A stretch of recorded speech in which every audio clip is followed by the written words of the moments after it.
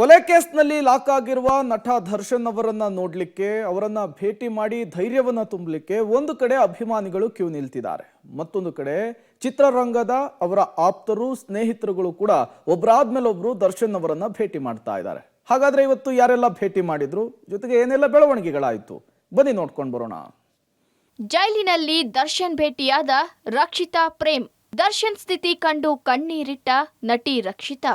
S, Renukaswamy ಕೊಲೆ ಪ್ರಕರಣದಲ್ಲಿ ನಟ ದರ್ಶನ್ ಅಂಡ್ ಟೀಮ್ ಪರಪ್ಪನ ಅಗ್ರಹಾರ ಜೈಲು ಸೇರಿ 8 ದಿನ ಕಳೆದಿದೆ. ಮಾಡಿದ ತಪ್ಪಿಗೆ ಜೈಲಿನಲ್ಲಿ ಪಶ್ಚಾತ್ತಾಪ ಪಡ್ತಿದ್ದಾರೆ. ಈ ನಡುವೆ ದರ್ಶನ್ ನೋಡಲು ನಟಿ ರಕ್ಷಿತಾ ಹಾಗೂ ಪತಿ ನಿರ್ದೇಶಕ ಪ್ರೇಮ್ ಪರಪ್ಪನ ಅಗ್ರಹಾರಕ್ಕೆ ಆಗಮಿಸಿದ್ರು. ಸಂಜೆ ವೇಳೆಗೆ ಸೆಂಟ್ರಲ್ ಜೈಲಿಗೆ ಆಗಮಿಸಿ ದರ್ಶನ್ ಭೇಟಿಯಾದ್ರು. ಜೈಲಿನಲ್ಲಿರುವ ಆಪ್ತ ಸ್ನೇಹಿತ ದರ್ಶನ್ ಸ್ಥಿತಿ ಕಂಡು ರಕ್ಷಿತಾ ಕಣ್ಣೀರಿಟ್ಟಿದ್ದಾರೆ. ಗಳಗಳನೆ ಅತ್ತ ರಕ್ಷಿತಾಗೆ ದರ್ಶನ್ ಸಮಾಧಾನ ಮಾಡಿದ್ದಾರೆ.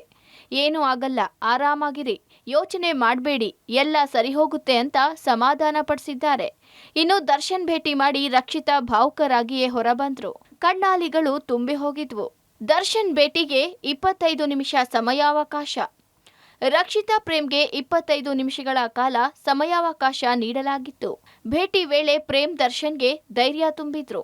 ಮುಂದಿನ ದಿನಗಳಲ್ಲಿ ಒಳ್ಳೆಯದಾಗ್ಲಿ ಎಂದು ಸಮಾಧಾನ ಹೇಳಿದ್ದಾರೆ. ನಮಗೆ ಈ ಪ್ರಕರಣದ ಬಗ್ಗೆ ಬೇಜಾರು ಇದೆ ಎಂದ ಪ್ರೇಮ್ ಜೈಲಿನಲ್ಲಿ ದರ್ಶನ್ ಜೊತೆ ನಡೆದ ಮಾತುಕತೆ ಬಗ್ಗೆ ಮಾಹಿತಿ ನೀಡಲು ನಿರಾಕರಿಸಿದ್ರು. ಕಾನೂನಲ್ಲಿದೆ, ಇದರಲ್ಲಿದೆ, ಕೋರ್ಟಲ್ಲಿದೆ. ಸೊ ಅದರಿಂದ ನಾವ್ಯಾರು ಏನು ಮಾತಾಡಕ್ಕೆ ಹೋಗಬಾರ್ದು. ರೇಣುಕಾಸ್ವಾಮಿಯವರ ಆತ್ಮಕ್ಕೆ ಶಾಂತಿ ಸಿಗಲಿ ಅಂತ ಬೇಡ್ತಾ, ಕಾನೂನು ಪ್ರಕಾರ ಏನೆಲ್ಲ ಆಗಬೇಕು ಅದು ಆಗ್ತಾ ಇದೆ, ನಡೀತಾ ಇದೆ. ಮುಂದೆ ನಾವು ಯಾರು ದೊಡ್ಡವರಲ್ಲ. ಜೈಲಿನಲ್ಲಿ ಕುಗ್ಗಿ ಹೋಗಿರುವ ದರ್ಶನ್.